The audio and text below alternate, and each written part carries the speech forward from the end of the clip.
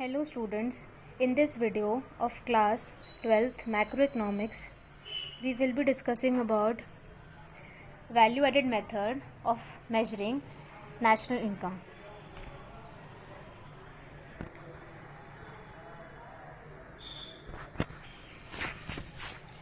Value added method of measuring national income को हम इसलिए यूज़ करते हैं क्योंकि जो भी प्रोड्यूसिंग यूनिट्स होती हैं वो कुछ ना कुछ वैल्यू एडिशन करती हैं, कुछ ना कुछ कंट्रीब्यूशन करती है हर स्टेज पे ऑफ प्रोडक्शन प्रोसेस। ठीक है, हर इंडिविजुअल एंटरप्राइज कुछ ना कुछ वैल्यू ऐड कर रही है प्रोडक्ट्स को। ठीक है, परचेज से लेकर जब तक वो प्रोडक्ट बनता है finally, purchase of raw materials से लेकर जब तक वो प्रोडक्ट फाइनली बनता है, उसकी हर स्टेज में कुछ ना कुछ वैल्यू एडिशन होता है। ठीक है, तो वो जो वैल्यू एडिशन हो रहा है bye each and every individual firm, उसे हम क्या करते हैं, सम अप करते हैं और उससे हमें किसकी वैल्यू मिलती है, नेशनल इनकम की वैल्यू मिलती है। ठीक है, value added by each producing unit in the production process, production process में जो भी वैल्यू ऐड की जा रही है हर प्रोड्यूसिंग यूनिट के द्वारा, ठीक है, उसे हम क्या लेते हैं, वैल्यू एडेड मेथड में उसे ऐड करके हम क्या कैलकुलेट करते हैं, national income. Every individual enterprise add certain value to the products which it purchases from some other firm as intermediate goods. ठीक है, जो भी प्रोडक्ट है उसमें वो कुछ ना कुछ वैल्यू ऐड करते हैं, ठीक है, जिससे वो परचेज करते हैं कोई अदर फर्म से एज एन इंटरमीडिएट गुड्स। ठीक है, the value added by each and every individual is summed up to get value of national income. Value added method को हम प्रोडक्ट मेथड भी बोलते हैं, इन्वेंट्री मेथड भी बोलते हैं, नेट आउटपुट मेथड भी बोलते हैं, इंडस्ट्रियल ओरिजिन मेथड भी बोलते हैं और कमोडिटी सर्विस मेथड भी बोलते हैं। अब आप समझते हैं कॉन्सेप्ट ऑफ वैल्यू एडेड।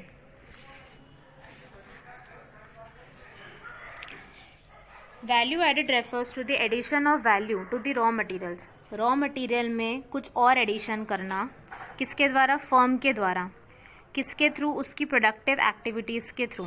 ठीक है, हमारे पास जो रॉ मटेरियल है उसमें और एडिशन करना और प्रोडक्टिव एक्टिविटीज़ के थ्रू उसमें एडिशन करना, उसे हम क्या बोलते हैं, value added. Value added refers to the addition of value to the raw materials that is intermediate goods by a firm by virtue of its productive activities। ठीक है, ये क्या होता है, कंट्रीब्यूशन होता है एंटरप्राइज का to the current flow of goods and services.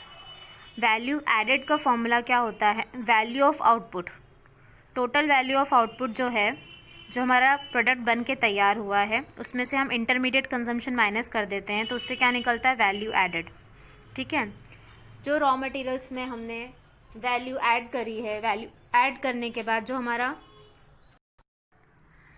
हमारा आउटपुट निकलता है, वैल्यू ऐड करने के बाद जो हमारा आउटपुट निकलता है उसमें से जब हम इंटरमीडिएट कंजम्पशन, जो रॉ मटेरियल्स हमने यूज़ करे थे, उसे माइनस करते हैं तो उससे हमारा क्या निकलता है, वैल्यू एडेड निकलता है। ठीक है, इसके लिए हम एक एग्जाम्पल के थ्रू इसे समझ सकते हैं। एक बेकर है, वो क्या करता है, उसे फ्लोर चाहिए ब्रेड बनाने के लिए। ठीक है, सपोज उसे व्हीट ब्रेड बनानी है तो उसे गेहूं का आटा लगेगा ब्रेड बनाने के लिए। ठीक है, तो वो उस गेहूं के आटे को परचेज करता है। गेहूं का आटा उस ब्रेड मेकर के लिए क्या होगा, इनपुट होगा, और उस फ्लोर की कॉस्ट कितनी है, ₹500। ठीक है, वो मिलर से उस व्हीट फ्लोर को परचेज करता है ₹500 में। ठीक है, और फिर उसको क्या करेगा, उस पर वो प्रोडक्टिव एक्टिविटीज़ करेगा। ठीक है, वो जो इस फ्लोर है उसको ब्रेड में कन्वर्ट करेगा, उसका आटा गूंदेगा। ठीक है, उसे बेक करके फिर क्या बनता है, ब्रेड बनता है। ठीक है, तो ब्रेड बनने के बाद ब्रेड को वो कितने रुपीज़ में सेल कर रहा है, ₹700 में सेल कर रहा है। ठीक है, व्हीट फ्लोर की प्राइस कितनी थी, 500, और ब्रेड बनकर जब तैयार हो गई तो उसकी प्राइस कितनी हो गई, 700। तो ये जो हमारा फ्लोर था, ठीक है, जो गेहूं का आटा था, वो क्या था, हमारा इनपुट था, इंटरमीडिएट गुड था, और उसकी वैल्यू कितनी थी, 500 की। ठीक है, तो ये जो हमारा व्हीट फ्लोर था एज एन इनपुट, ठीक है, वो हमारा क्या था, वैल्यू ऑफ इंटरमीडिएट कंजम्पशन। और जो हमारी ब्रेड बन के तैयार हुई है, ठीक है, तो वो क्या हो गई हमारी आउटपुट, और उसे हम क्या बोलते हैं, वैल्यू ऑफ आउटपुट। और वैल्यू ऑफ आउटपुट कितना है हमारा, 700 का, ठीक है। अब जो डिफरेंस आ रहा है वैल्यू ऑफ आउटपुट और इंटरमीडिएट कंजम्पशन के बीच में, वो क्या है, वैल्यू एडेड है, ठीक है। तो वैल्यू एडेड कितना होगा, डिफरेंस 700 माइनस 500 दैट इज़ 200। तो 200 क्या है हमारा, वैल्यू एडेड है, ठीक है। तो बेकर ने कितनी वैल्यू ऐड करी, 200 रुपीज़ की वैल्यू ऐड करी बेकर ने to the total flow of final goods and services in the economy. जो final goods and services flow कर रहे हैं इकोनॉमी में, उसमें बेकर ने 200 रुपीज़ की क्या करी, वैल्यू ऐड करी। इसी तरह से बहुत अलग अलग प्रोड्यूसिंग एंटरप्राइज अलग अलग तरीके से वैल्यू ऐड करती है इकोनॉमी में, ठीक है। तो उन सभी वैल्यूज़ को हम क्या करते हैं, ऐड करते हैं, ठीक है। और उन वैल्यूज़ को ऐड करने के बाद हमारे पास क्या आता है, उन सभी वैल्यूज़ को ऐड करने के बाद हमारे पास आता है gross value added at market price. क्या आता है हमारे पास, gross value added at market price, ठीक है। Value added by each producing enterprise is also known as gross value added at market price, GVAMP। Summation बोलते हैं साइन को, समेशन ऑफ GVAMP। और जब हम value added by each producing enterprise को add करते हैं, ठीक है, जितनी भी ग्रॉस वैल्यू एडेड है उनको ऐड करते हैं एक साल के अंदर, तो हमारा क्या निकलता है, GDPMP, gross domestic product at market price, ठीक है। जितनी भी प्रोड्यूसिंग एंटरप्राइजेज हैं हमारे डोमेस्टिक टेरिटरी के अंदर, वो जितनी भी वैल्यू ऐड कर रही हैं उनका sum total of gross value added at market price एक साल के अंदर, तो उससे हमारा क्या निकलेगा, gross domestic product at market price एक ईयर के अंदर, ओके। अब नेक्स्ट समझते हैं हम इंटरमीडिएट कंजम्पशन क्या होता है। Intermediate consumption, use of intermediate goods in the production process is termed as intermediate consumption. जो हम यूज कर रहे हैं इंटरमीडिएट गुड्स का किस में, प्रोडक्शन प्रोसेस में, उसे हम बोलते हैं इंटरमीडिएट कंजम्पशन, ठीक है। इंटरमीडिएट गुड्स क्या होते हैं, जो हम रॉ मटेरियल यूज कर रहे हैं गुड्स को प्रोड्यूस करने में, वो इंटरमीडिएट गुड्स होते हैं, ठीक है।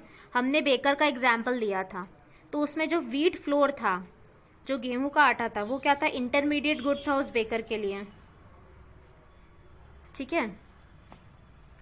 अब इंटरमीडिएट गुड्स वो गुड्स होते हैं जिनकी वैल्यू क्या होती है, फाइनल गुड्स के साथ मर्ज हो जाती है, अलग से नहीं रहती है, ठीक है।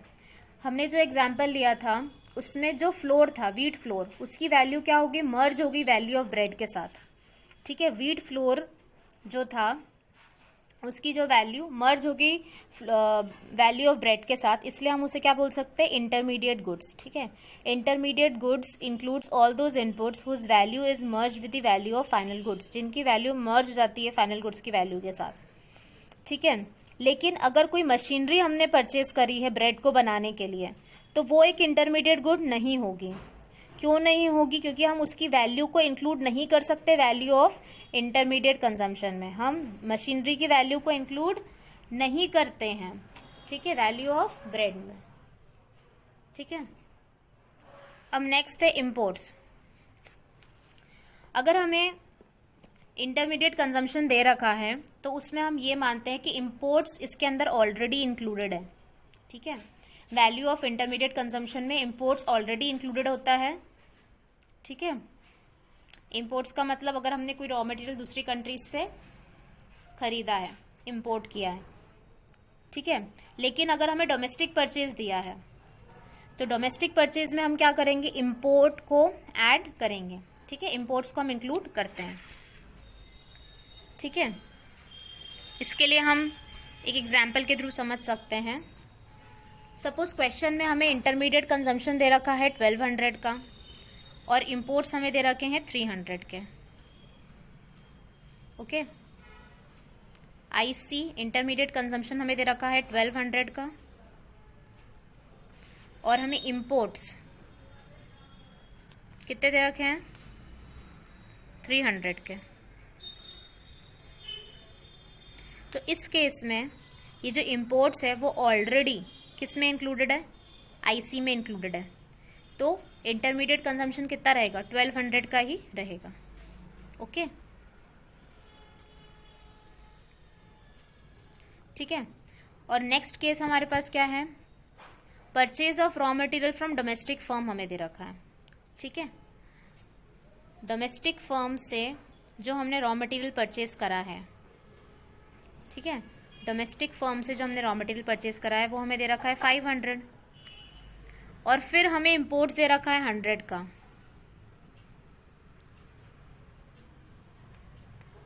ठीक है। इंपोर्ट्स हमें 100 का दे रखा है, तो इस केस में अगर हमें आईसी निकालना है, क्या निकालना है, इंटरमीडिएट कंजम्पशन निकालना है, तो हम इन दोनों को ऐड करेंगे। 500 प्लस 100 कितना हो जाएगा, 600, ठीक है। और अगर हमें क्या दे रखा है, परचेज ऑफ रॉ मटेरियल्स, तो परचेज ऑफ रॉ मटेरियल्स में भी हम क्या करेंगे, इंपोर्ट्स को ऑलरेडी जुड़ा हुआ मानते हैं, तो इंटरमीडिएट कंजम्पशन क्या होगा, 1000 ही होगा। परचेज ऑफ रॉ मटेरियल्स में भी क्या होगा, जो हमारा इंपोर्ट्स होता है वो हमेशा जुड़ा हुआ ही मानते हैं, इंक्लूडेड ही मानते हैं, ठीक है। I hope that through this video you have understood the concept of value added method and the concept of intermediate consumption. In the next video we will discuss about the value of output. Thank you.